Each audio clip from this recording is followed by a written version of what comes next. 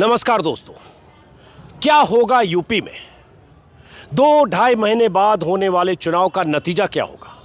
क्या योगी की एक बार फिर से वापसी होगी या अखिलेश यादव जो बीते 1 महीने के दौरान अपनी रैलियों में जुटती भीड़ को देखकर अति उत्साहित हैं और अखिलेश समर्थक मानते हैं कि वो कड़े मुकाबले में है, तो क्या अखिलेश की ताजपोशी हो सकती है? बीएसपी इन दो दलों के बीच कहाँ है? तमाम तरह के नारे, आरोप प्रत्यारोप और इन सब के बीच हिंदू मुस्लिम ध्रुवीकरण, जिन्ना और गन्ना की बातें, योगी आदित्यनाथ के भाषणों में बार बार अखिलेश यादव पर हमले, जिन्ना के साथ अब्बा भी, अखिलेश यादव का जवाब और इन सब के बीच अजय मिश्र टेनी एक मुद्दा जो केंद्र में गृह राज्य मंत्री हैं, बेटा सलाखों के पीछे है। एसआईटी ने अपनी रिपोर्ट में कह दिया कि जो कुछ हुआ वो सब तयशुदा ढंग से हुआ, साजिशन हुआ, पूर्व नियोजित साजिश के तहत हुआ, फिर भी टेनी अपनी कुर्सी पर कायम है। तो क्या मजबूरी है कि लखीमपुर का एक सांसद जिसका बेटा सीधे सीधे अब आरोपी है कत्ल का, किसानों को कुचलने का, उसके बाद भी प्रधानमंत्री मोदी उसे अगर रुखसत नहीं करते हैं तो क्या उसकी कोई चुनावी वजह है? इन सब के बीच प्रधानमंत्री मोदी का काशी दौरा, केशव मौर्य की तरफ से बीच बीच में मथुरा का जिक्र, अयोध्या तो पहले से है, जेपी नड्डा से लेकर तमाम मुख्यमंत्रियों की बातें, उन बातों में अयोध्या और काशी और दौरों की ऐसी तस्वीरें। इन सब से क्या होने वाला है यूपी में, इसी को समझने के लिए दोस्तों आज मैं आया हूं लखनऊ। अभी तक आप लगातार पश्चिमी यूपी के अलग अलग इलाकों से मेरी रिपोर्ट्स देख रहे होंगे, तो आज मैं लखनऊ में हूं और मेरे दोनों तरफ लखनऊ के वरिष्ठ पत्रकार और एक किस्सागो हिमांशु वाजपेयी हैं। परिचय कराता हूँ और उसके बाद ये जगह क्या खास है वो भी बताता हूँ, फिर इनसे जो बात करेंगे उससे मैं भी समझूंगा, आप भी समझें। शरद प्रधान जी हैं, 30 सालों से ज़्यादा, 40 साल से 44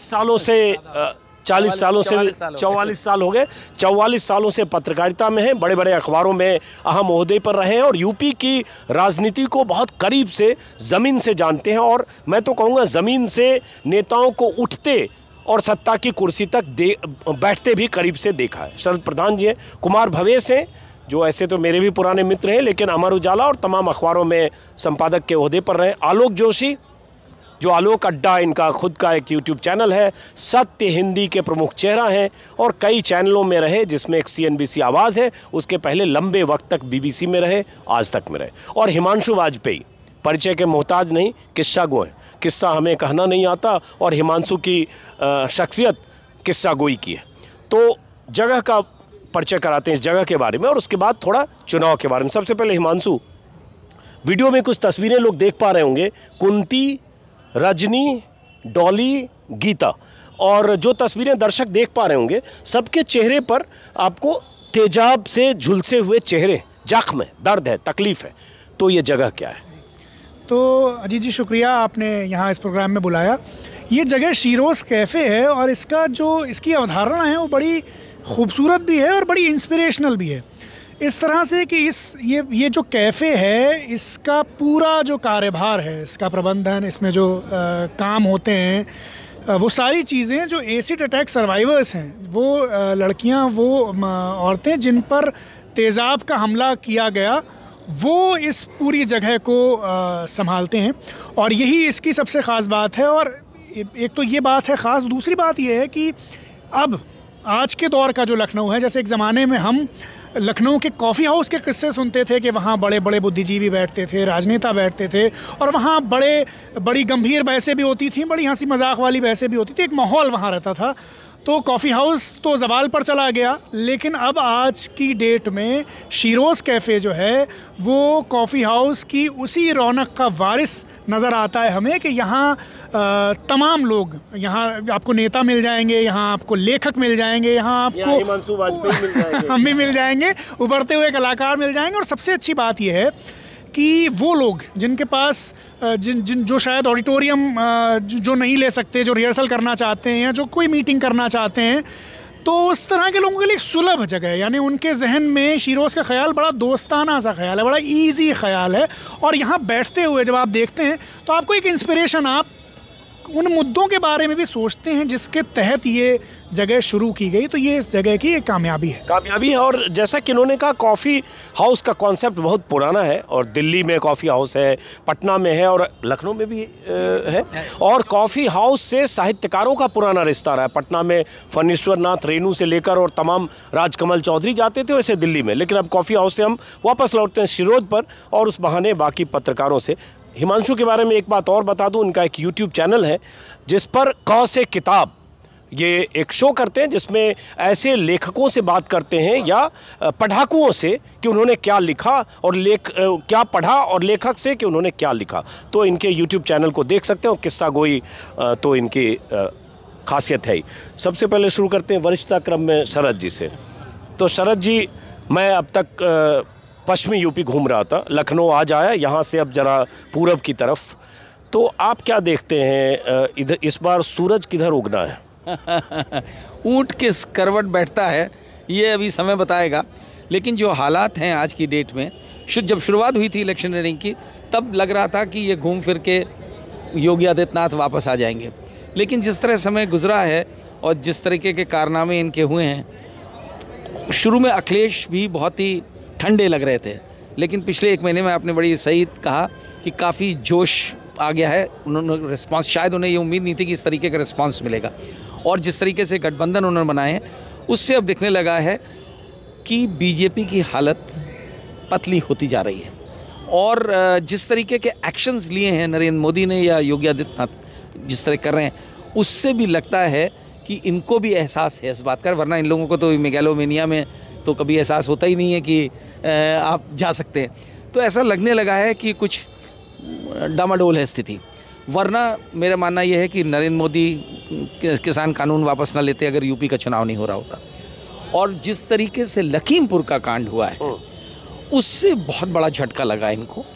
और उसमें शुरू में देखिए पूरा प्रयास किया योगी आदित्यनाथ ने भी कि अजय मिश्रा टेनी जो हैं उनका बाल बाका ना हो, और उनके लड़के को प्रोटेक्ट करने की जब ये सुप्रीम कोर्ट से झाड़ पड़ी, ये सारी कार्रवाई तभी हुई है। बिल्कुल हुई है। और यहाँ पे स्थिति ऐसी, पहले तो गैर इरादतन हत्या, हाँ बिल्कुल। अरे और उससे ज़्यादा जो है मैं कहता हूँ, मैं हमारे अपने मीडिया वालों, मेन स्ट्रीम मीडिया वाले, अब तो एक बड़ा फ़र्क हो गया मेन स्ट्रीम मीडिया और आपके जैसा असली मीडिया। तो जो वो लगे थे पैरवी करने में, ऐसा लगता था कि बीजेपी का एक स्पोक्समैन और साथ में एंकर भी बीजेपी का है, तो वरना वो डिफेंड करने में लगे थे कि नहीं भाई लड़के ने क्या किया है, अब कहते बाप ने क्या किया है। बहरहाल उसकी वजह से स्थिति बीजेपी की बिगड़ती हुई नज़र आ रही है और ये लोग बहुत परेशान दिख रहे हैं ऐसी स्थिति। और इसीलिए घूम फिर के जो अब्बा जान और जिन्ना, अखिलेश ने तो एक दफ़े गलती करी, बेवकूफ़ी करी बोल के जिन्ना, वो मैं इसको कहता था, आ बैल मुझे मार। और उसके बाद लपकने के लिए जाप, ये तो और लपकने के लिए बैठे हुए हैं। और उसके बाद जिस तरह इन्होंने जाप शुरू कर दिया है जिन्ना का, उससे दिखता है कि घूम फिर के योगी आदित्यनाथ, बीजेपी, ये पूरा जो समूह है, इनके दिमाग में हिंदू मुसलमान के अलावा कुछ नहीं आता है। तो अभी ये किस स्तर तक ले जाएंगे मुझे कोई ताज्जुब नहीं है, कुछ भी कर सकते हैं, क्योंकि ये डेस्परेशन वाली स्थिति है और डेस्परेशन उसी को होता है जिसको अपनी स्थिति डामाडोल दिखती है। अब शरद जी ने एक बात कही कि डेस्परेशन जैसी स्थिति है और उसी को दिखता है जो डामाडोल। और हिंदू मुस्लिम ध्रुवीकरण बीजेपी की वो पिच है जो बीजेपी हर चुनाव में तैयार करती है, और ख़ास तौर से वो बीजेपी अगर नरेंद्र मोदी के नेतृत्व वाली बीजेपी है। 2014 हो, 17 हो, 19 हो, हर बार देखा, अभी 2022 का चुनाव है। अब एक मुद्दा टेनी का है आलोक जी। मैं इनके जिक्र में आया, मैंने शुरू में भी कहा कि अजय मिश्र टेनी का अभी तक टिके रहना, जब हम रिकॉर्ड कर रहे हैं तब तक टिका हुआ है, और तब भी टिके रहना जब एसआईटी ने साफ कह दिया कि अजय मिश्र टेनी का बेटा साजिशन उसने कत्ल किया। और मैं एक सवाल समझना चाहता हूँ, क्या ये मुमकिन है कि बेटा साजिश करे और बाप को पता ना हो, और इन सब के बाद भी वो टिका रहे? लखीमपुर खीरी की 6 या 7 जो असेंबली सीटें हैं, सब पर बीजेपी का कब्जा है। तो क्या सिर्फ वोट बैंक इशू है, कुछ और इशू है, और क्या ये फैक्टर बनेगा चुनाव में? तो पहला तो देखिए कि वोट बैंक का इशू है या नहीं, ये मुझे लगता है कि शरद जी और भवेश जी ज़्यादा अच्छा बताएंगे, क्योंकि मुझे तो टेनी का नाम भी नहीं पता था, ईमानदारी से बताऊं। लोग आज कहते हैं कि टेनी इस वजह से क्योंकि टेनी ब्राह्मणों के नेता, टेनी को टेनी नाम सुन के आपको लगता है कि कोई ब्राह्मण होगा? अजय मिश्रा टेनी बाद में नाम कहलाना शुरू हुआ, महाराज भी बोलते तो टेनी महाराज नाम से मशहूर थे। और दूसरा सवाल जो आप कह रहे हैं कि साहब बेटे ने साजिश की तो क्या बाप शामिल नहीं होगा, पहला तो बहुत मासूम सा सवाल है कि साहब जब तक अपराध सिद्ध ना हो जाए तब तक वो अपराधी नहीं होता है, और अपराध सिद्ध होने का जहाँ सवाल है तो आप बेटे की कहानी साइड में रखिए। ये जो अजय मिश्र टेनी हैं, खुद इनके खिलाफ एक हत्या के मुकदमे में इलाहाबाद हाई कोर्ट में 3 साल से फैसला सुरक्षित रखा हुआ है। बिल्कुल 2018। तो अगर इस सरकार में किसी को ये फिक्र होती कि क्या हम छवि की चिंता करेंगे, क्या हम बेटे के अपराध की चिंता करेंगे, तो in the first place Ajay Mishra Teni मंत्री बनते नहीं। लेकिन वो बने हैं तो इसके पीछे कोई ना कोई वजह तो ज़रूर है, और इस वक्त वो अभी तक कायम है। जिस वक्त हम लोग बात कर रहे हैं उसकी सबसे बड़ी वजह वो लगती है जो आपको साल 1.5 साल के किसान आंदोलन में दिखी, कि ये सरकार कुछ करने के बाद एक तरह से अड़ जाती है कि जो हमने किया हुआ है इससे हम पीछे नहीं हटना चाहते हैं। टेनी फ़ायदा कितना पहुंचाते हैं इस चुनाव में मैं नहीं जानता हूं, लेकिन उनका बने रहना एक एक दिन नुकसान पहुंचा रहा है, इसमें कोई शक नहीं है। अब एक सवाल और भवेश के पास जाने से पहले, आपके हिसाब से समझना, चूंकि हम लोग दिल्ली से आए, आपके हिसाब से लखनऊ और इधर जो भी आप देख पा रहे हैं, क्या मुद्दा है चुनाव का? भाई अखिलेश यादव की रैलियों में अचानक भीड़ आती है, अगर जौनपुर पहुंचने में कई घंटे लगते हैं या गाजीपुर से पहुंचने में पूरी रात लग जाती है, तस्वीरों के आधार पर अचानक ऐसा विश्लेषण होता है कि अखिलेश के साथ आंधी आ गई। इधर प्रधानमंत्री मोदी काशी में जिस रूप में दिखे, दिव्य रूप में, कपड़े बदल बदल कर वो दिखते ही हैं। मुद्दा क्या है? तो 2 तरह के मुद्दे हैं। एक मुद्दा अखिलेश की भीड़ जो आपको दिख रही है वो ये है कि बेरोजगारी है, महंगाई है, भ्रष्टाचार है, तमाम चीज़ों से लोग त्रस्त हैं। और अब क्योंकि टेनी का जिक्र जो मैंने किया, गुंडागर्दी, अभी तक था कि भाई गुंडों की सरकार आ जाएगी, तो गुंडागर्दी में भी ये किसी से पीछे नहीं है दिख रहा है। तो जो भी लोग ये चाहते हैं या सोचते हैं कि हम अब इस सरकार से निजात चाहते हैं, उनको एक जगह दिख रही है, एक आदमी है जो चैलेंज कर रहा है, और यही वजह है कि लोग वहाँ साथ जाते हुए दिखाई पड़ रहे हैं। एक तरफ तो ये मुद्दा हो गया, जो लोग इस सरकार को यहाँ नहीं देखना चाहते हैं उनके सामने। दूसरी तरफ जो बात आपने अभी कही कुछ देर पहले कि ये बीजेपी का या मोदी का नहीं, ये राष्ट्रीय स्वयंसेवक संघ का एक ग्रैंड डिज़ाइन है कि इस देश को हिंदू मुसलमान में बांटो और हिंदुओं का एजेंडा खड़ा करो। तो आपको दिख रहा होगा पिछले कुछ दिनों में बहुत ज़ोर शोर से अयोध्या, काशी, मथुरा सब कुछ अब प्लेटफॉर्म पे ला दिया गया है, आपको प्लेटर सजाया गया है। जिस नाते भी कोई भी हमारे साथ आ सके उसको खींच के अपने पास लाया जाए। और मैं ये व्यक्तिगत अनुभव से कहूँगा कि बहुत सारे लोग हैं जो अब बाकी दायमाएँ भूल के वापस एक तरह से महिमा मंडन में लग गए हैं, जिसमें फिर हमारे पुराने मित्रों के जो चैनल हैं जिनको अब गोदी मीडिया कहा जाता है, उनकी बड़ी भूमिका है। वो दिन भर उसी प्रशस्ति में लगे रहते हैं। तो वो कोशिश पूरी हो रही है, लेकिन जो ऐसा शरद जी ने जहाँ ख़त्म किया था बात वहीं पहुँचेगी। प्रधानमंत्री, गृह मंत्री, पार्टी अध्यक्ष सब यहाँ जिस अंदाज में दौड़ लगा रहे हैं, कह सकते हैं साहब ये पार्टी हमेशा मेहनत करती है।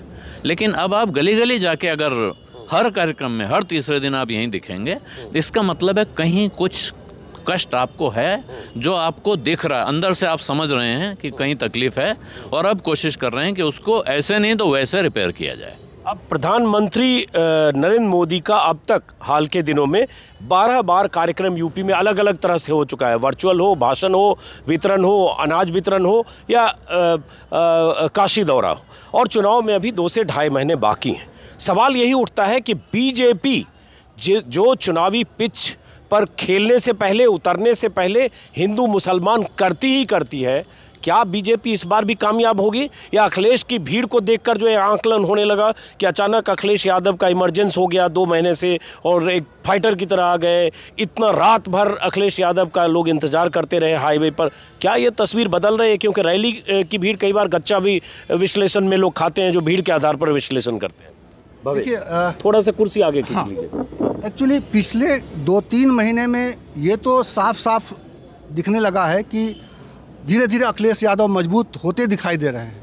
लेकिन आप एक बात गौर कीजिए कि अभी भी 4.5 साल के, 4.25 साल के शासन के बाद और सैकड़ों पाप के बाद बीजेपी रेस में है और बीजेपी को चेज कर रहे हैं अखिलेश, और ये चेज करते हुए कब गिर पड़ेंगे अभी इसको नहीं कहा जा सकता। शरद जी भी यही कह रहे थे कि लड़ाई कड़ी है और लड़ाई दो तरफा है बस, तीसरे मुझे नहीं लगता है। पश्चिम बंगाल की तरफ यहाँ भी पूरी तरह से दिखाई दे रहा है, या तो योगी या तो अखिलेश। और आप जो पूछ रहे थे उनसे आलोक जी से, मुद्दा ये है कि योगी को रखना है या योगी की विदाई करनी है। मुझे लगता है ये सारे महंगाई सब आखिर में देखिएगा ये सब किसी न किसी तरह से धुल जाएंगे, जिन्ना गन्ना सब धुल जाएगा, किसान भी नहीं जिन्ना नहीं धुलेगा। देखिए जिन्ना दूसरे मैं बता रहा हूँ, जिन्ना गन्ना इस रूप में रहेगा कि वो सांप्रदायिक ध्रुवीकरण आप देखेंगे कि अभी तो बीजेपी का और प्रचार जो है सरकारी मंचों से हो रहा है। जितने भी कार्यक्रम हो रहे हैं, लोकार्पण, उद्घाटन, भाषण मोदी के हो, योगी के हों, उनके मंत्रियों के हों, मंत्रियों का कम ही हो रहे हैं, लेकिन सरकारी आयोजनों के बहाने जो प्रचार चल रहा है, ये प्रचार अब आप धीरे धीरे देखेंगे। जब जैसे ही ये पार्टी के फोरम से जब प्रचार होगा, तो अभी तो सरकारी कार्यक्रम में जय श्री राम के नारे लग रहे हैं, भारत माता की जय पहली शुरुआत होती है और आखिरी में जय श्री राम होता है। तो ये जब होगा तो आप देखेंगे कि अखिलेश यादव जो ग्रेजुअली बढ़ते हुए दिखाई दे रहे हैं। मुझे ऐसा लग रहा है कि उत्तर प्रदेश की कुछ लोग जो रूट्स में बात होती है, गाँव में बात होती है, गाँव के लोग जो लखनऊ में आते हैं उनसे मेरी बात होती है, तो कई ऐसे रीजन हैं। मुझे ऐसा लगता है कि घूम फिर के ऐसा ना कि फिर योगी जी उत्तर प्रदेश के मत्थे मर दिए जाएंगे। मत्थे मर दिए जाएंगे तो देखो शब्द, हाँ भाई वो तो जनता लोकतंत्र में, देखिए जो लोग योगी को पसंद नहीं कर रहे हैं और ऐसे लोगों की संख्या है मत्थे, इसलिए मैं कह रहा हूँ कि आक्रोश असंतोष बहुत है। आप देखिए नौजवानों में आक्रोश है, असंतोष है। आप रोज़ देखते होंगे प्रदर्शन हो रहा है, 69,000 की भर्ती, शिक्षा मित्रों का आंदोलन है, पुराने वेतन उसकी पेंशन की मांग हो रही है। असंतोष कई लेवल पे है और ये लोग बदलना चाहते हैं, लेकिन जो सिचुएशन क्रिएट किया जाएगा और जो धार्मिक ध्रुवीकरण हो जाएगा, मुझे इसका पक्का यकीन है, क्योंकि इसमें सिर्फ अभी आपको बीजेपी दिखाई दे रहा है, सरकार दिखाई दे रही है, लेकिन अब जैसे जैसे आरएसएस का रोल बढ़ेगा और तोगड़िया जी जो इनके खिलाफ हैं, वो खिलाफ रहते हुए भी एक जो ध्रुवीकरण की कोशिश कल से मेरठ में जो नया शुरू हुआ प्रपंच, ये सब धीरे धीरे ध्रुवीकरण की ओर बढ़ेगा। और ध्रुवीकरण के बाद ये जो अलग अलग राजभर समाज, मौर्य समाज, ये सब जो अखिलेश के साथ आए हैं, ये बाद में पता चला ये अब हिंदू हो गए सब। एक मिनट मैं आता हूँ। उत्कर्ष जी अभी जुड़े हैं, देर से आए। उत्कर्ष जी भी वरिष्ठ पत्रकार हैं, डिजिटल प्लेटफॉर्म भी है इनका। लेकिन शरद जी से एक काउंटर लेते हो तब उत्कर्ष के पास कि देखिए, मैं पश्चिमी यूपी के अलग अलग इलाकों में गया।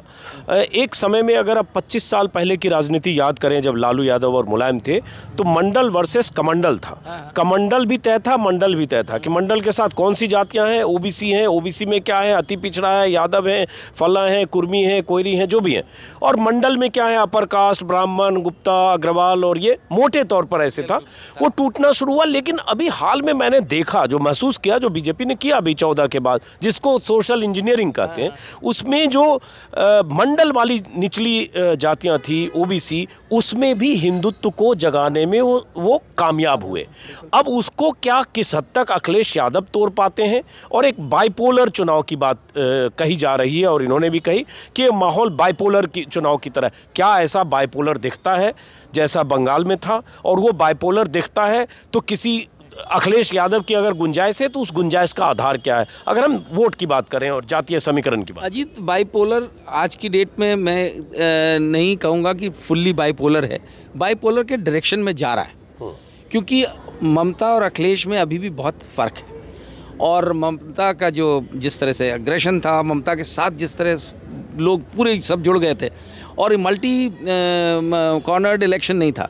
देखिए, कुछ भी हो, कांग्रेस पार्टी मैदान में है और प्रियंका गांधी ने जिस तरह से मेहनत करी है, उससे उसने इतना इस्टेब्लिश कर लिया है कि कांग्रेस का जिक्र होने लगा है, वरना तो एग्जिस्टेंस में नहीं थी। बीएसपी कितनी भी बुरी हालत में हो, सबको मालूम है बीजेपी के लिए बैटिंग कर रही है। ओवैसी और मायावती का एक ही काम है, वो किन्हीं कारणों से किया गया, उनके कारण अलग होंगे, इनके ईडी और सीबीआई का डर है। अब जब दौलत नाजायज़ हो ज़्यादा होगी तो आपको डरना तो पड़ेगा सीबीआई से, और डराने वाले लोग हैं। तो इसलिए तो मायावती का समझ में आता है। लेकिन फिर भी मायावती की बुरी स्थिति में भी एक वोट बैंक है उनका, जो उनके साथ रहता है। हालांकि सीटों में कन्वर्ट नहीं होता, और सीटों में इस बार भी नहीं होगा। और अब की दफ़े तो इतनी ज़्यादा सबड्यूड है मायावती कि घर से निकलने दूर है। वो ट्विटर और बाकी उन्होंने थोड़ा ड्रामे के लिए वो कर रखा है कि सतीश मिश्रा के ज़रिए से कि ब्राह्मण सम्मेलन, उसमें कितने ब्राह्मण जाते हैं वो हम और आप सब जानते हैं। वो शायद इसलिए अपनी विजिबिलिटी वो इसलिए बनाए रखना चाहती हैं क्योंकि मायावती के बारे में बड़ी ओपन बुक है कि ओपन सीक्रेट है कि भाई उनके इलेक्शन टाइम में टिकट का रेट लगता है। अगर मार्केट में आपकी वैल्यू अच्छी नहीं होगी तो रेट अच्छा नहीं मिलेगा। तो इसलिए उनका वो उद्देश्य तो पूरा हो जाएगा क्योंकि बहुत टिकटार्थी होते हैं जो सब कुछ देने को तैयार रहते हैं। प्रियंका ने काम बहुत अच्छा किया लेकिन उनके पास पार्टी ऑर्गेनाइजेशन नहीं। लेकिन एक काम जो जिस तरह आपको याद होगा कि जब अन्ना हज़ारे का मूवमेंट चला था उसका बहुत बेनिफिट मोदी को मिला, तो प्रियंका भी जो कर रही है मुझे लगता है उसका बेनिफिट अखिलेश को मिल जाएगा क्योंकि प्रियंका की एक चीज़ देखने में आ रही है, कहीं पे भी वो अखिलेश का पाथ क्रॉस नहीं कर रही है, यानी कि वो मुस्लिम वोट को डेंट करने का कोई प्रयास नहीं है, जो अच्छी बात है। तो ऐसा लगता है कहीं कहीं कि डीप कहीं डाउन कोई ऐसी अनरिटन अंडरस्टैंडिंग है कि वो एक दूसरे के उसमें नहीं आएंगे। वो उस वोट को टैप करें जो फ्लोट कर रहा है आज की डेट में, ब्राह्मण वोट। और ब्राह्मण वोट से मैं वापस आऊँगा जो आपने पूछा था आलोक से, अजय मिश्रा वाली बात।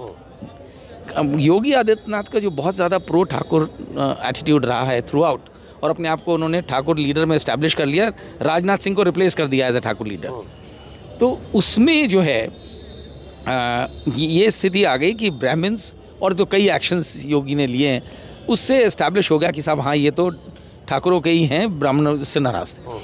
उनको खुश करने ये ठीक बात है कि अजय मिश्रा टैनी कहे जाते हैं, लेकिन जब आप सोचिए बीजेपी की ये स्थिति है कि जितिन प्रसाद को कौन ब्राह्मण लीडर मानता था? कांग्रेस में कोई हैसियत नहीं थी और आधे लोग ये भी नहीं जानते थे कि ये ब्राह्मण है। जब उनको ब्राह्मण के रूप में इतने ज़ोरों से प्रोजेक्ट किया तो उससे तो ज़्यादा हैसियत अजय मिश्रा की रही है। अजय मिश्रा के अपने इलाके में होल्ड है और क्योंकि वो बाहुबली भी हैं तो और ज़्यादा होल्ड है, तो इसलिए उनको लिया गया था। और यही वजह है कि आज की डेट में जो दिखती है 90% यही वजह है कि उसको हटाया नहीं जा रहा है, क्योंकि वो मैसेज ये नहीं देना चाहते हैं कि देखिए हमने लोगों के प्रेशर में हटा दिया। अब जो एसआईटी की रिपोर्ट है वो एक स्टाइल है भाई, एक साल बाद आपने किसानों का लिया आंदोलन वापस किया, तो नरेंद्र मोदी का वही स्टाइल है कि हम तुम्हारे कहने से नहीं करेंगे। तो अब वो हो सकता है कभी कभी लोगों को ये भी शक हो रहा है कि एसआईटी रिपोर्ट भी बनवाई इस तरह से गई हो कि अब निकालने का समय आ गया। तो अब ये हो जाएगा साहब क्योंकि एसआईटी ने कह दिया। हालांकि एक चीज़ ध्यान रखिए, एसआईटी की भी जो कॉन्स्टिट्यूट हुई वो सुप्रीम कोर्ट के डायरेक्शन, क्योंकि जो योगी ने जो करी थी वो नहीं थी, वो नहीं, वो वाली एसआईटी नहीं है, ना ही जज है वो, क्योंकि योगी ने पूरा इंतजाम किया। सही पॉइंट इन्होंने बोला और मैं अपने वीडियो में बोल चुका हूं, लेकिन बीच में फिर से जोड़ता हूं कि एसआईटी वो बनी जो सुप्रीम कोर्ट ने 3 आईपीएस अधिकारियों के नाम मांगे जो यूपी काडर के हों लेकिन यूपी के नहीं हों, तीनों अलग अलग राज्यों के, पंजाब के, हैदराबाद के और महाराष्ट्र के, और उसके बाद जज भी वो नहीं जो यूपी के किसी हाई कोर्ट के हों, पंजाब और हरियाणा के हैं आर.के. जैन। बहरहाल गौर करिएगा जी, बीजेपी का जो योगी का और इनका एटीट्यूड रहा है थ्रू आउट, जो भी किस्से हुए हैं, बड़े बड़े कांड, उन्नाव कांड जिसमें सेंगर जो बीजेपी के कुलदीप सेंगर इन्वॉल्व थे गैंग रेप में, वो केस, हाथरस कांड, कभी भी गवर्नमेंट ने कोई कार्रवाई नहीं करी है जब तक कि कोर्ट से फटकार नहीं लगी। फटकार chief justice of Allahabad high court, chief justice of India ने इंटरवीन किया तब एक्शन हुआ है, और यही चीज़ इसके साथ हो रही है। इसके डिफेंस में ये बहुत बोलते हैं, अजय मिश्रा के डिफेंस में मैं 1 मिनट और लूँगा।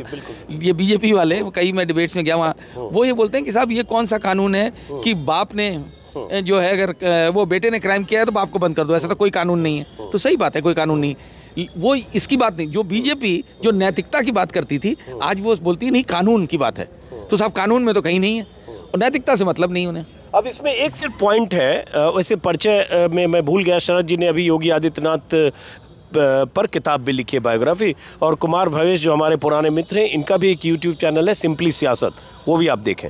बहरहाल अब जो एक चीज़ ये है, एसआईटी और अजय मिश्र टेनी की बहुत बात हुई, लेकिन उत्कर्ष जी सवाल यही है जो लोग बाहर से बैठकर सोचते हैं, देखते हैं, बोलते हैं, और जो मैं गाँव में भी जाता हूँ, हम सब लोग बात करते हैं बेरोज़गारी का मुद्दा, गन्ना किसानों के भुगतान न होने का और बहुत देर से कुछ भुगतान होकर कुछ बाकी रहने का मुद्दा, महंगाई का मुद्दा।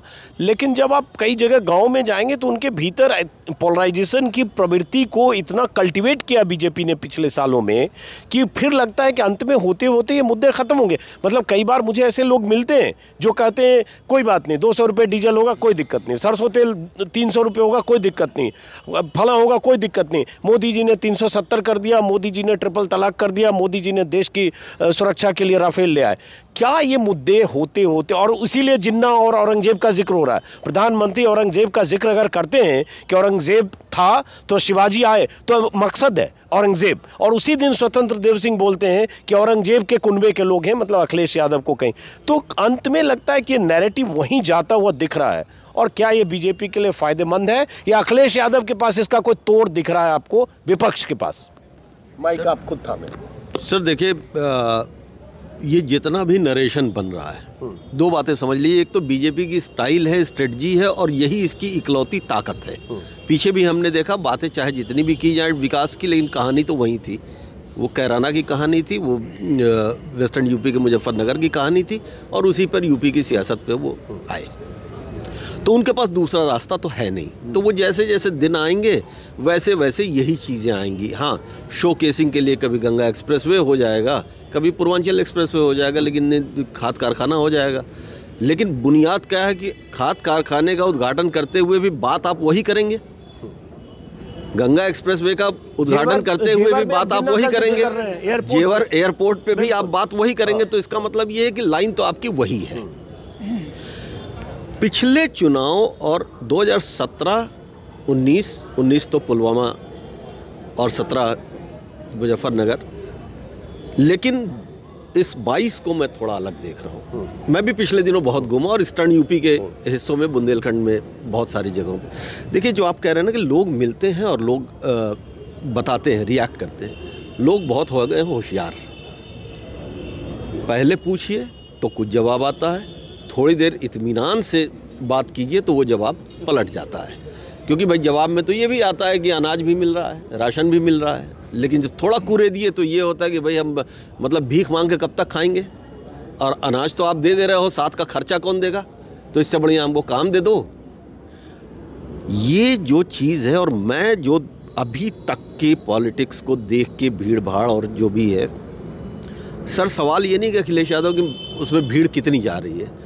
आप देखो, शरद जी अभी कह रहे थे कि प्रियंका के पास संगठन नहीं है, लेकिन प्रियंका की रैलियों में भीड़ कितनी जा रही है। आप इस पॉइंट को देखिए, ये कौन लोग हैं,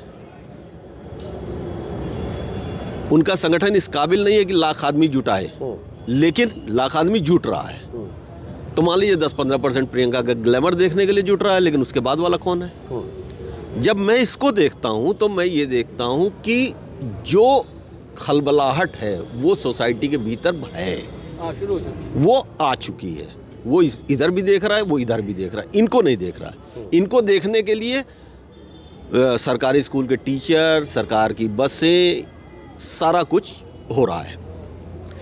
अब आपने ये पूछा कि ये बदलेगा अगर उस नैरेटिव पे। सर बहुत ईमानदारी से, जो अभी तक जितना समझ पाया हूँ, कि ये नैरेटिव मेंटेन रखा जाएगा, और उसमें बीजेपी से ज़्यादा काम वही अपने दोस्तों की गोदी मीडिया करेगी।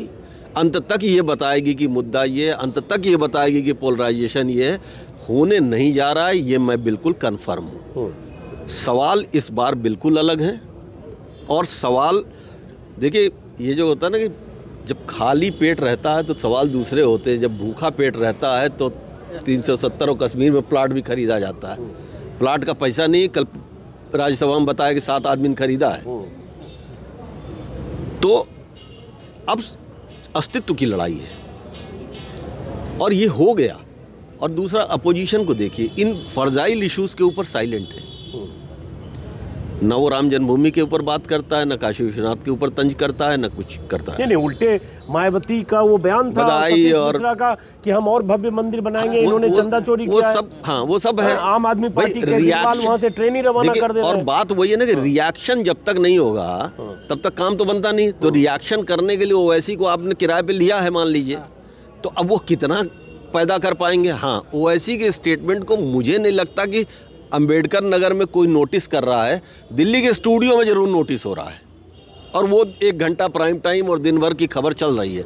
लेकिन अंबेडकर नगर के गांव में, गोंडा के गांव में, बस्ती के गांव में, खलीलाबाद में जब मैं जाता हूं तो वो कोई नोटिस ही नहीं है। सो आप परसेप्शन बनाते रहिए, परसेप्शन की लड़ाई है।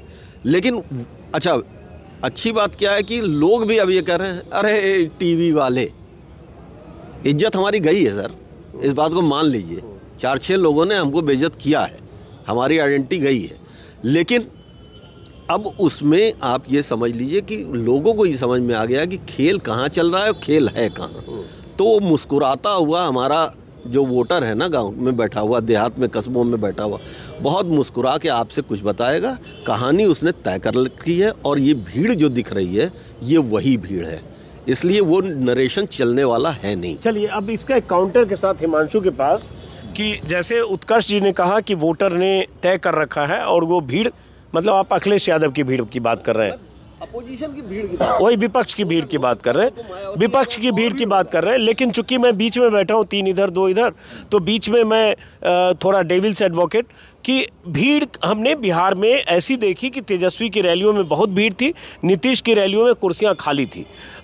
भीड़ हमने ऐसी भी देखी कि 2015 में दिल्ली चुनाव में प्रधानमंत्री मोदी की ज़बरदस्त भीड़ थी, नसीब वाला बयान था शायद उसी रैली में, रामलीला में। भीड़ हमने फिर 2020 के दिल्ली चुनाव में भी देखी, बीजेपी की भीड़ की बात करो, और 67 सीट भी देखी, 62 सीट भी देखी, और बिहार में गायब होते भी देखा 2015 में। तो दोनों पक्ष है, मतलब भीड़ के पक्ष में, भीड़ के विपक्ष में, दोनों मिसालें हैं। अब हिमांशु, आप कुछ कहना चाहते हैं, क्योंकि आप किस्सा गो, हालांकि उसके पहले पत्रकार हैं, तो आपसे बिना सवाल के आपके लिए फ्री हैं।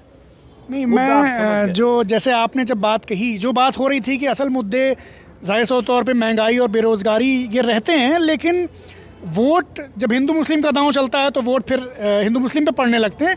मेरा एक सवाल है, ये जो मैं हमेशा ये सोचता हूँ कि जैसे अखिलेश की बात हो रही है, अभी वो मुख्य विपक्षी के तौर पे उभर रहे हैं, मैं उनसे ये पूछना चाहता हूँ कि एक तो वो लास्ट में क्यों जगते हैं? जिस इंसान जिस ताकत से आपका मुकाबला है ना, वो बहुत बड़ी ताकत है, ये सच बात है। और ये जो हिंदू मुस्लिम की राजनीति है, मैं ये पूछना चाहता हूँ कि इन्होंने 5 साल क्या किया पब्लिक को ये ट्रेन करने के लिए कि भाई असल मुद्दे जो हैं उन पर वोट देना चाहिए, महंगाई, बेरोज़गारी, गरीबी, इन सारी चीज़ों पर वोट देना चाहिए। इसकी चेतना पब्लिक में बने, सिवाय इस बात के कि हमने ऑटोमेटिक ही समझ लिया कि चूँकि मोदी एक ताकत है तो उनसे जो त्रस्त होंगे या उनसे जो घबराए होंगे उनको मोदी का भय दिखा के वोट ले लिया जाएगा, वोट बैंक के तौर पे। ये तो एक सहज जो कुदरती जो पॉलिटिक्स चलती है यूपी में वो है। लेकिन मेरा सवाल, जैसे मोदी तो चलिए हमने ये मान लिया कि उनकी एक पॉलिटिक्स है, वो हिंदू मुस्लिम करते हैं, लेकिन जो मोदी के विपक्षी हैं, मैं अखिलेश की बात इसलिए कर रहा हूँ कि वो मुख्य विपक्षी के तौर पे उभर रहे हैं, वो 5 साल की उन्होंने इस बात के लिए क्या किया कि जो ये व्हाट्सएप पर जो जहर चलता है, जो झूठ चलता है, जो फेक मैसेजेस चलते हैं, जो हिंदू मुस्लिम की राजनीति चलती है, एक वोटर जो है, जो आम वोटिंग करने जाएगा, उसकी ट्रेनिंग इस तरह की हो, उसकी चेतना इस तरह की हो कि वो समझ पाए कि भाई असली मुद्दे ये हैं, इन पर वोट देना चाहिए। तो ये वो नहीं कर पाया, और वो आज तक भी, वो भले ही यहाँ सब लोग कह रहे हैं कि वो बहुत मजबूती से उभर रहे हैं, लेकिन मैं जब उनकी रैलियाँ देखता हूँ तो वो उन रैलियों में अपनी बात तो जाहिर तौर पे वो ये कर रहे हैं बात कि महंगाई हो गई या बेरोज़गारी हो गई, लेकिन अभी भी उस दांव की क्या काट है उनके पास, ये उनके पास नहीं है, और उस दांव को हल्के में ले रहे हैं। फिर मुझे लगता है वो हिंदू मुस्लिम की राजनीति जो है, कम्युनल पोलराइजेशन की राजनीति, वो बहुत कड़वी सच्चाई है, और उसकी काट के लिए हमें ज़्यादा मेहनत करनी पड़ेगी, बजाय ये कि हम 2-3 महीने पहले एकदम से एक्टिव हो जाएं और हम उस पर बात करने लगे। मेरी चिंता है। एक छोटा सा जवाब, उसके बाद आलोक जी के पास आऊँगा। हाँ, हिमांशु ने बात बिल्कुल सही कही, लेकिन मैं जो देख रहा हूँ, हम ये उम्मीद अभी क्यों कर रहे हैं कि किसके पॉकेट में क्या कार्ड है, वो सब ओपन ही होगा, है ना? ये हो सकता है, और भाई सारे जर्नलिस्ट हैं, सबके अपने सोर्सेज हैं, तो जितनी चीज़ें आ रही हैं ग्रेजुअली, अभी बीजेपी के भी कार्ड्स, अभी तो हमने देखा कि पहला अपना उन्होंने पोलराइजेशन का कार्ड ओपन किया है, जैसे जैसे दिन बीतेंगे वो कौन सा कार्ड भेजेंगे, सारे अपोजिशन के लोग भी देख रहे हैं, क्योंकि उनको भी मालूम है, जैसा हिमांशु कह रहे थे कि लड़ाई किससे है, तो वो तो है, तो वो कौन सा कार्ड निकलेगा वो अभी से तो ओपन नहीं होगा। इसी तरीके से अपोजिशन ने भी प्लान कर रखा होगा, और वो कितना करेंगे, आखिर में चलेगा क्या। देखिए उत्तर प्रदेश का या देश का चुनाव अंतिम 15 दिन का चुनाव होता है और शायद 1 हफ्ते का हो जाता है, तो वहाँ तक जाने के पहले हमें बहुत ऑब्जर्व करना है, हमें जजमेंट अभी नहीं देना है। चलिए अब जरा आलोक जी के पास, और एक सिर्फ उनकी बातों पर एक कमेंट कि आपने कहा कि अपोजिशन के कुछ कार्ड होंगे जो नहीं पता है, इन्होंने कुछ वाजिब सवाल उठाए, लेकिन बीजेपी की रणनीति और चुनाव लड़ने का तरीका देखिए कि 2021 में बंगाल चुनाव मार्च में होना था और 2016 से कैलाश विजयवर्गीय पार्टी महासचिव के तौर पर बंगाल में बैठे थे। जब 3 सीट बीजेपी को थी तब 200 पार का नारा ही नहीं बुलंद कर रहे थी। तोड़ फोड़ कुनबा बनाने में और तमाम तरह की तिकड़म साजिश जो भी आप कहें, सियासत में कहते हैं ना इश्क और जंग में हर चीज़ जायज़ है, तो हर दाव आजमाए, ये अलग बात है 77 सीटों पर सिमटी। तो ये सवाल उठता है कि क्या विपक्ष के नेता के तौर पर, जैसे बिहार में भी सवाल उठा कि तेजस्वी यादव आखिरी 2 महीने में सक्रिय हुए, हालांकि वो उस रोजगार के सवाल को ले आए एजेंडा पर जिस पर बीजेपी को आना पड़ा, 10 लाख नौकरी का सवाल। क्या अखिलेश यादव 4.5 सालों से ज़मीन पर विपक्ष की लड़ाई लड़ते हुए सत्ता पक्ष को कटघरे में खड़ा कर रहे थे, या हाल की रैलियों में भीड़ देखकर हम यह आकलन कर रहे हैं, तो ये गच्चा भी हो सकता है? देखिए गच्चा तो कभी भी हो सकता है। जो हमारे ख़ास तौर पे उत्तर प्रदेश की बात कह दूं तो आदमी क्या सोच रहा है ये कोई नहीं जानता है। उसके अलावा कई बार वो खुद भी नहीं जानता है कि वो क्या सोच रहा है। जिस समय वो वोट देने जाएगा उस समय शायद वो कुछ और सोचने लगेगा। लेकिन जो हिमांशु ने सवाल उठाया, ये सवाल उठाने के लिए मुझे नहीं लगता है कि हिमांशु की कोई ज़रूरत थी। ये सवाल तो सत्तारूढ़ पार्टी के तमाम नेता और दिल्ली नोएडा में बैठे हुए तमाम एंकर रोज सुबह शाम तक उठा रहे हैं तो कि मतलब अखिलेश ने ये क्यों बात से सहमत हो तो आप कहोगे हम भी वही, मैं तो कहूँगा ही अखिलेश ने ये क्यों नहीं किया, अखिलेश ने वो क्यों नहीं किया। आज आप जिस राजनीति के सामने खड़े हैं ये वो राजनीति नहीं है जिसमें नरेंद्र मोदी और स्मृति ईरानी निकल के और आपको सिलेंडर दिखाते थे और पेट्रोल का दाम दिखाते थे और कहते सहूलियत के लिए। हाँ, आज की तारीख में ये जहां हम बैठे हैं यहाँ से कुछ ही दूर है वो जगह जहां सीएए के खिलाफ प्रोटेस्ट करने वाले लोगों के पोस्टर लग गए थे इस शहर में। बिल्कुल याद है मुझे। आप यहाँ लोकतांत्रिक विरोध की स्थिति में नहीं हैं पिछले 4.5 साल से, याद रखिए। ये आसान है कहना कि, और मैं भी कहता हूँ कि राहुल गांधी को अपना सर फुड़वा लेना चाहिए सड़क पे जाके, अखिलेश को सर फुड़वाना चाहिए, इनके ऊपर लाठी न चले तो काय के नेता हैं। लेकिन मुझे लगता है शायद एक वक्त आपको कुछ और सिखा देता है। Desperate time calls for desperate measures. तो हो सकता है इन्होंने एक नई तरह की राजनीति सीख ली हो कि अब हम नए अंदाज की राजनीति करेंगे। आज अखिलेश जब भी प्रधानमंत्री कोई भी आकर यहाँ उद्घाटन कर रहे हैं उस वक्त अखिलेश आपको याद दिलाते हैं कि भाई ये वाला प्रोजेक्ट तो मेरा शुरू किया हुआ था, इसकी ज़मीन मैंने दी थी, इसकी नींव मैंने डलवाई थी, फीता दिल्ली से और कैंची कहीं और जो मुख्यमंत्री हैं योगी आदित्यनाथ, ये जितने प्रोजेक्ट्स इस वक्त जिनका उद्घाटन करवा रहे हैं या जिनका नाम ले रहे हैं विकास के नाम पर, वो सारे तो केंद्र सरकार के प्रोजेक्ट्स हैं। उत्तर प्रदेश सरकार ने खुद क्या किया इसका जवाब दे रहे हैं क्या वो? तो आप कह सकते हैं कि अखिलेश बहुत गलत कर रहे हैं, लेकिन मुझे लगता है जो भवेश जी ने पहले कहा, मुद्दा है यही कि ये रहें या ये न रहें। बाकी आप जिन्ना का सवाल उठाएं, औरंगजेब का सवाल उठाएं, वो सारे सवालों का चेहरा तो योगी आदित्यनाथ ही हैं। इसीलिए उस राजनीति का फेस हैं वो, और वो राजनीति बहुत बड़ा अपने लिए संकट महसूस करती है अगर योगी आदित्यनाथ ये चुनाव हार जाएंगे।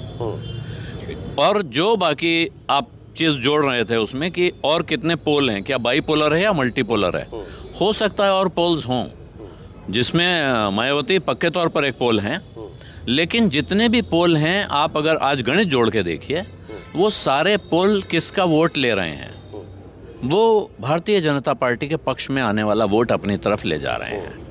जो वोट भारतीय जनता पार्टी के खिलाफ या योगी आदित्यनाथ को इस कुर्सी पे से हटाने के लिए पड़ने वाला है, उसका मुझे लगता है निशाना बिल्कुल साफ है, उसमें कोई दुविधा नहीं है आज की तारीख में।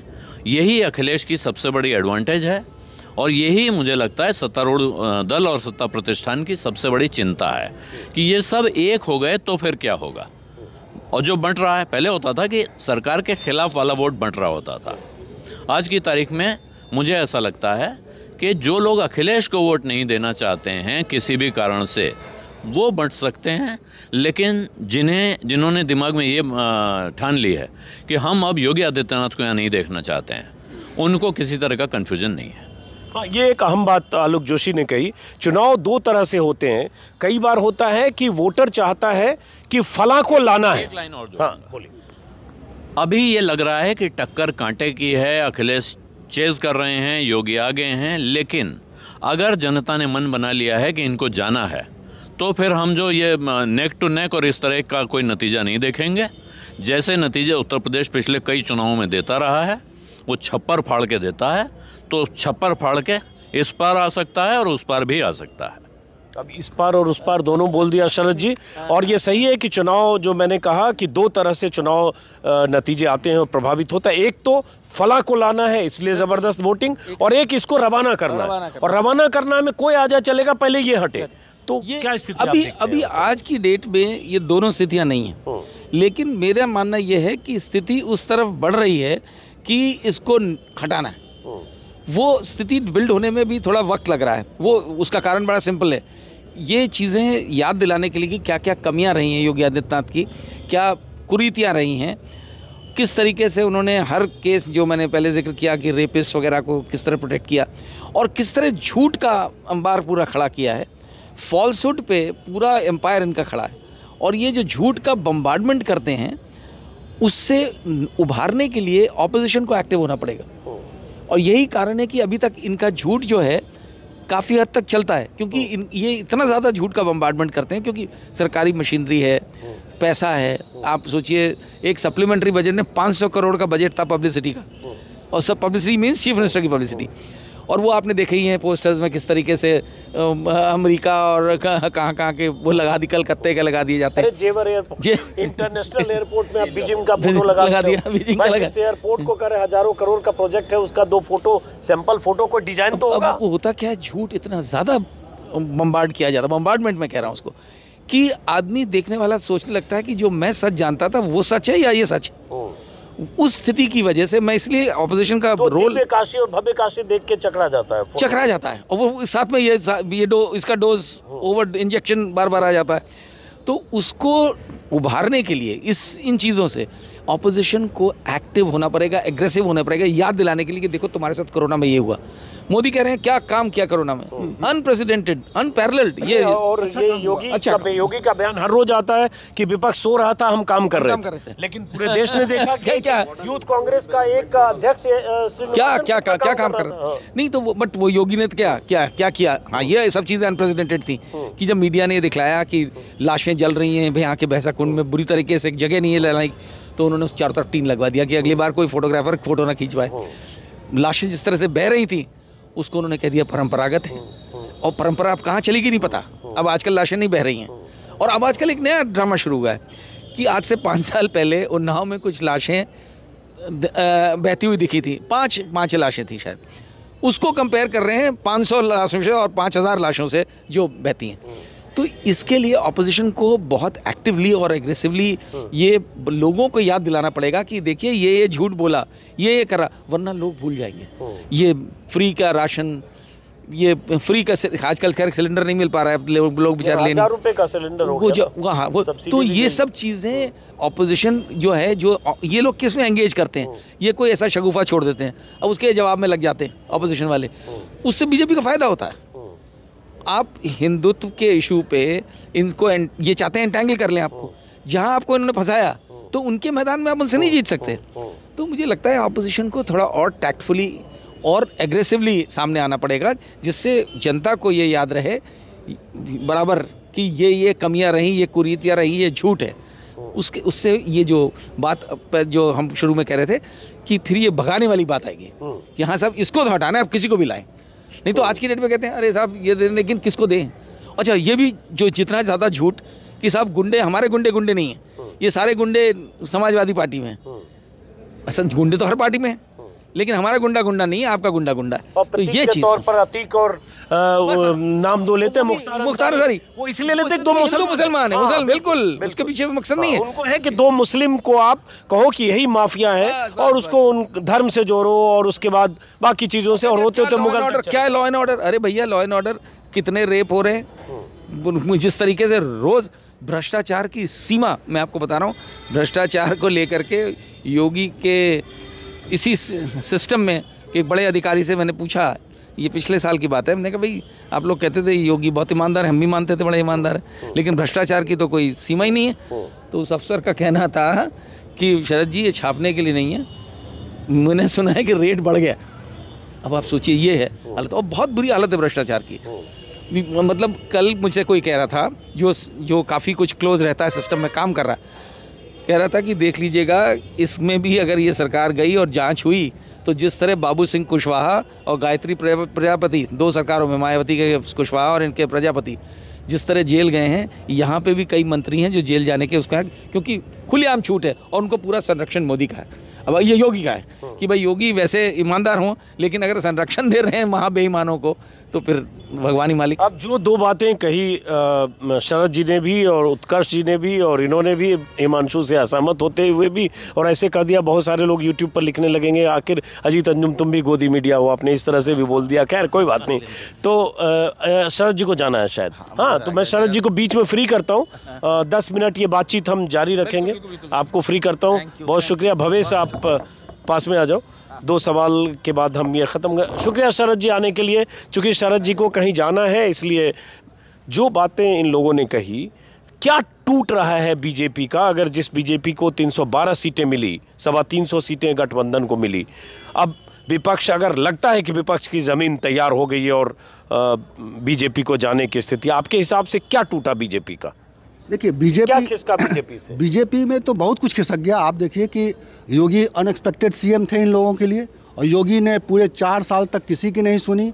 पार्टी के अंदर उनको लेकर एक विद्रोह है। आप देखें उत्तर प्रदेश में कितने विधायक उनके खिलाफ धरने पर बैठ गए थे सदन के अंदर, तो उनके खिलाफ में माहौल है। और भी मैंने कहा ना कि सैकड़ों पाप हैं भारतीय जनता पार्टी के ऊपर में, सैकड़ों पाप हैं, ये टेनी से लेकर, ये महंगाई से लेकर।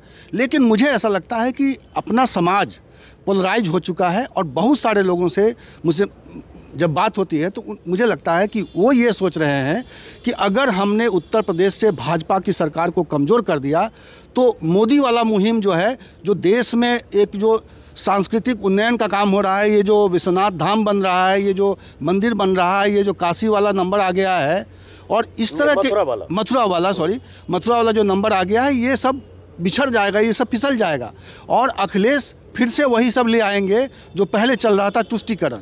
तो ऐसे लोग भी हैं, और हमें उनको देखना पड़ेगा कि ये जो लड़ाई मैं कर रहा हूँ कि योगी को हटाने और योगी को रखने की लड़ाई क्यों है, वो इसीलिए है कि ये जो नई सरकार बनी है, जो नया थॉट प्रोसेस पूरे देश में 7 साल से जो मंथन चल रहा है कि ये बिल्कुल कट्टर एक तरीके से सरकार चल रही है। कुछ लोगों को लगता है कि ये सरकार चलाने का यही तरीका सही है। जो लिबरल वोटर थे वो भाजपाई नहीं थे, जो बदले थे, जो 14 में इनको मजबूत किया था, जो 19 में इनको और मजबूत किया था।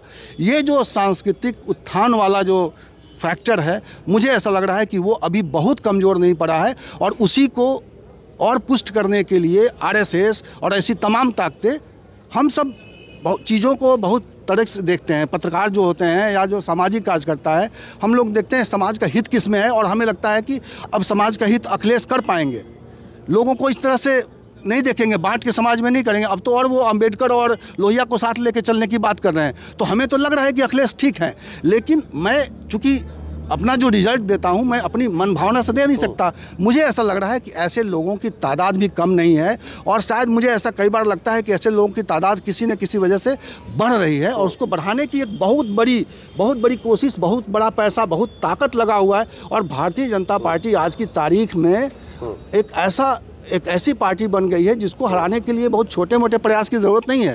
और ठीक कह रहे हैं वो हिमांशु कि अखिलेश का प्रयास अभी इतने बड़े प्रयास के बावजूद छोटा प्रयास दिख रहा है। आप देखिए कि उनके चाचा जी जो हैं 500 कदम की दूरी पर रहते हैं, उनको पहुंचने में कितने साल लग गए, आज शायद उनकी मुलाकात हो रही है। तो ये सब जो कमजोरियां हैं विपक्ष की, इतनी बड़ी ताकत के बाद, इतना बड़ा जनता का एक समर्थन के बावजूद, ये मुझे पूरी तरह से आश्वस्त नहीं कर रहा है कि प्रदेश में कुछ बड़ा बदलाव होने जा रहा है। आलोक जी से और एक सवाल कि जो इनसे सवाल पूछा कि बीजेपी को 312 सीटें मिली, ज़बरदस्त वोटिंग, और ऐसी स्थिति कि कांग्रेस और सपा साथ होकर भी 47 और 7 पर टिक गई सिंगल डिजिट कांग्रेस।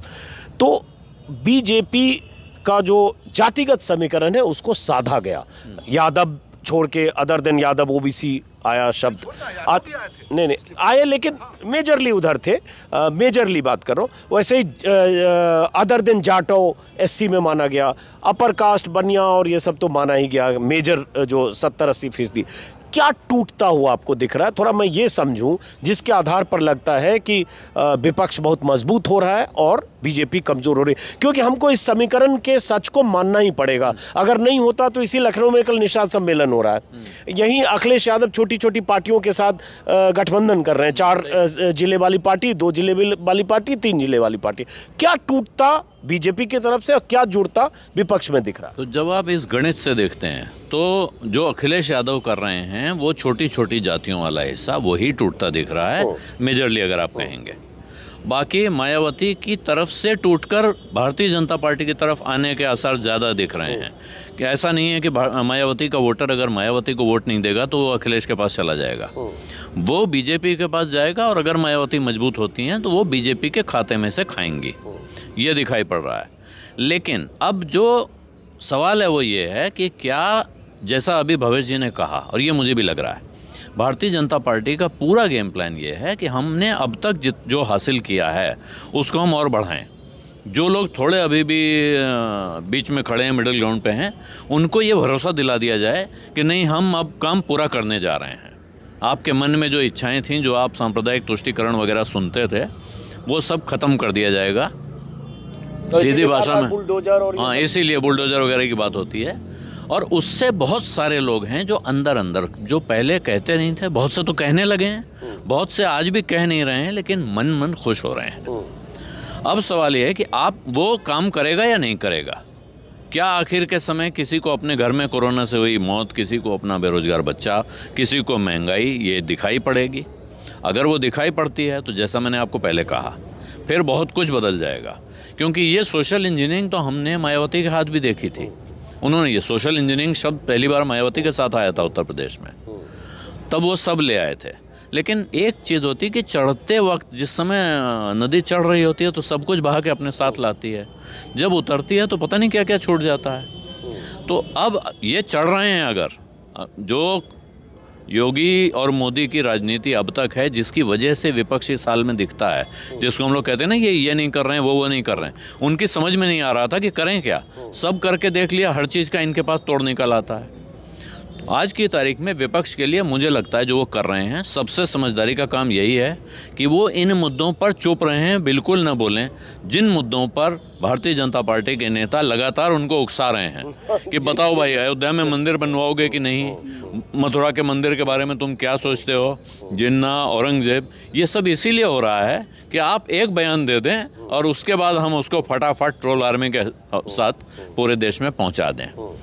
आप महंगाई का, बेरोजगारी का, विकास का कोई भी मुद्दा तभी बना पाएंगे जब जनता पहली बार इस बात से मुतमईन होगी कि आप अगर सरकार में आते हैं तो आप तुष्टीकरण की राजनीति वापस शुरू करने नहीं जा रहे हैं।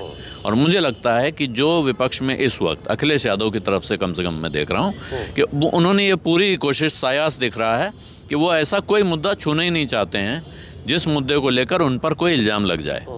अब क्या इससे उनका फ़ायदा होगा या ये भी उनके लिए घातक साबित होगा, क्योंकि ओवैसी जी भी मैदान में आ गए हैं, ये कहना मुश्किल है। लेकिन भारतीय जनता पार्टी की तरफ से टूटेगा वही जो आया है। जो कोर उनका समर्थक था वो तो नहीं टूटने वाला है। जो लोग पिछले चुनाव में, जिनके बारे में हम सोच रहे थे तरह तरह से नाराज़ हैं, फिर भी आ गए हैं, तो अगर वो बने रहते हैं तो फिर कोई ताकत इनको हिला नहीं सकती है, इनको कमज़ोर होने के कोई आसार नहीं। उत्कर्ष सिन्हा, वही सवाल कि जैसे जातिगत समीकरण की बात करते हैं। हालांकि मैं YouTube पर जो वीडियो करता हूं, कई इलाकों में जाता हूं, सैनियों के गांव में, निषादों के गांव में, कश्यपों के गांव में, मल्लाहों के गांव में, लोधों के गांव में, और जब वो वीडियो डालता हूं कि यहाँ के निषाद क्या सोच रहे हैं, यहाँ के सैनिक क्या सोच रहे हैं, बहुत लोग नाराज़ होते हैं कि आप जाति की बात करते हैं। लेकिन दरअसल ये एक कड़वी हकीकत है। निषाद पार्टी से लेकर और VIP हर पार्टी का जनाधार ही अब जातिगत आधार पर है, और ये उसी ढंग से जातिगत राजनीति को साधने की कोशिशें हो भी रही है दशकों से। ये कोई नई बात नहीं है, उसी ढंग से कैंडिडेचर होता है। अब मैं जो इनसे सवाल पूछा, जो इनसे भी पूछा कि ये कहना कि विपक्ष बहुत मजबूत हो गया, उन तस्वीरों को देखकर जो पूर्वांचल या जौनपुर की तस्वीरें देखी, लेकिन उस कहने की बुनियाद क्या है ये आखिरी में आप समझा दीजिए, और उसके बाद हिमांशु से एक कुछ लखनऊ के खासियत को बताते हुए आप ख़त्म करेंगे। देखिए, ये प्रश्न आपका जो है उसको दो तरीके से मैं उत्तर देना चाहूँगा, दोनों संक्षेप में रहेंगे। एक तो ये कि क्या टूट रहा है, तो पहले सोच लिया जाए कि क्या जुड़ा था। ब्रांड मोदी जब 2014 में आया तो वो क्या था?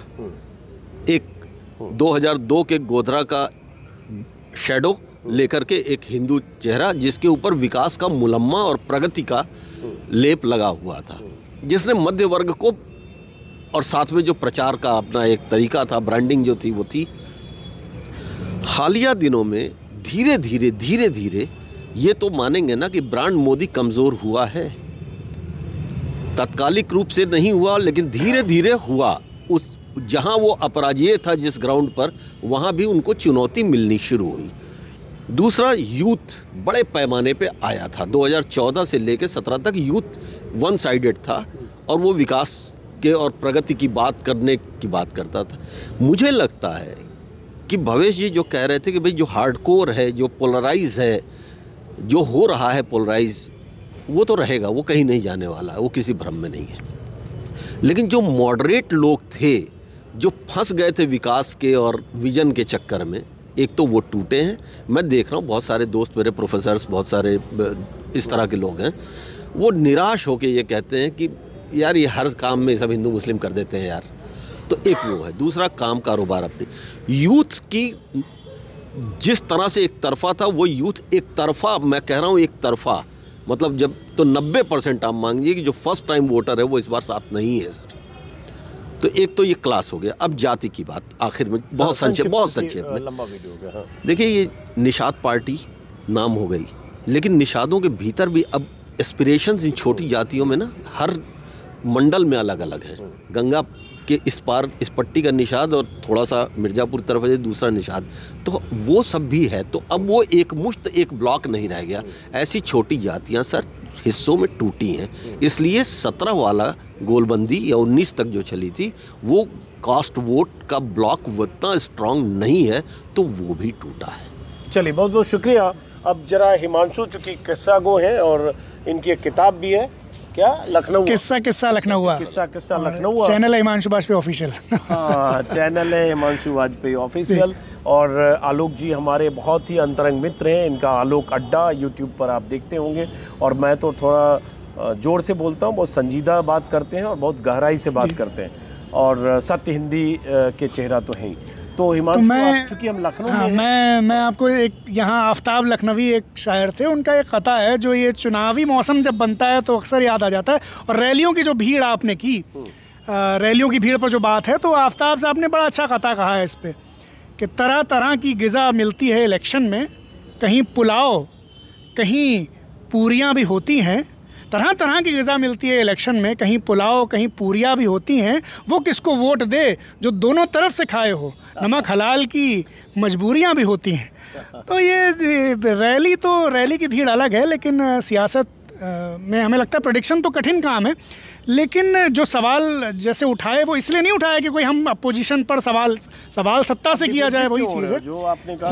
नहीं, वो बात समझने में नहीं, लेकिन इस बात पे तो ध्यान रखना पड़ेगा ना। ये तो दिख रहा है कि भाई कब से आपने कोशिश शुरू की। और एक चीज़ और है, हमें हमेशा ये लगता है कि क्या सिर्फ इस बात से डर के कि हम ये सवाल उठाएंगे तो वोट फ़ायदा हो। हर चीज़ वोट के लिहाज से आप सोचेंगे तो आप राजनीति फिर उसी तरह की रह जाएगी। आपको ये वोट बैंक की राजनीति से ऊपर उठ के भी ये सोचना पड़ेगा कि भाई अगर कोई चीज़ गलत है, हो रही है, तो उसे हम सही करें। तो वो हमें लगता है कि वहाँ पे थोड़ी चीज़ है। बाकी तो इसमें एक लाइन, बस एक लाइन देखिए, ये जो बात है ना कि पॉलिटिकल ट्रेनिंग जनता की करे पॉलिटिकल क्लास, वो मुझे लगता है कम से कम उत्तर प्रदेश में नहीं हो सकती है। उत्तर भारत में काउ बेल्ट जिसको कहते हैं हिंदी पट्टी में, वो संभव नहीं है। यहाँ का हर आदमी अपने को अपने नेता से ज़्यादा समझदार मानता है, और अगर नेताजी ने उनको समझाने का प्रयास किया तो पब्लिक नेताजी को समझा देगी। चलिए, सही बात है, कुछ सैद्धांतिक बातें हैं और कुछ ज़मीनी हकीकत है, दोनों में बहुत फ़र्क होता है। और कई बार आप वोटर को नहीं समझ पाते हैं कि वो दल बदलने वाले को कैसे वोट देता है, वो टेनी को भी जिताता है ये जानते हुए कि हिस्ट्री शीटर रहा है, उसके बाद भी जिताता है, और तमाम ऐसे बाहुबली से लेकर हर तरह के कैरेक्टर के लोग जीतते हैं। इसलिए लोकतंत्र है, लोकतंत्र में फाइनली जनता का वर्डिक्ट है। फिलहाल शिरोज हैंग आउट बोलते हैं इसको, शिरोज से, लखनऊ से इस कार्यक्रम को ख़त्म करता हूँ। सभी का बहुत बहुत शुक्रिया, सभी हमारे परिचित मित्र हैं, और इसमें सबसे युवा हिमांशु वाजपेयी हैं, और हिमांशु वाजपेयी का चैनल का नाम है हिमांशु वाजपेयी ऑफिशियल, और भवेश जी का चैनल का नाम है द इंडियन पोस्ट, और आलोक जी का वन आलोक जोशी, आलोक अड्डा मेरा, और आपका जुबली पोस्ट, और मेरा तो आप जानते हैं। तो हम सब यूट्यूब वाले हैं। बहुत लोग बोल देते हैं तुम सब, शरद जी चले गए, उनका फ्री प्रेस है, द फ्री प्रेस। अच्छा, तो हम सब यूट्यूब वाले हैं। लोग बोल भी देते हैं कि सब बेरोजगार हो गए, तुम लोग यूट्यूबर हो गए। तो अब यूट्यूब पर आप देखते रहें, असली कहानी, असली तस्वीर जनता के मन में जो है आप यूट्यूब पर ही अब देख पाएंगे। बाकी जगह तो प्रधानमंत्री मोदी हैं, बम है, विश्वनाथ हैं, काशी है, मथुरा है, अयोध्या है, और बाकी आप देखते रहें रंग बिरंग कपड़ों में। बस, नमस्कार।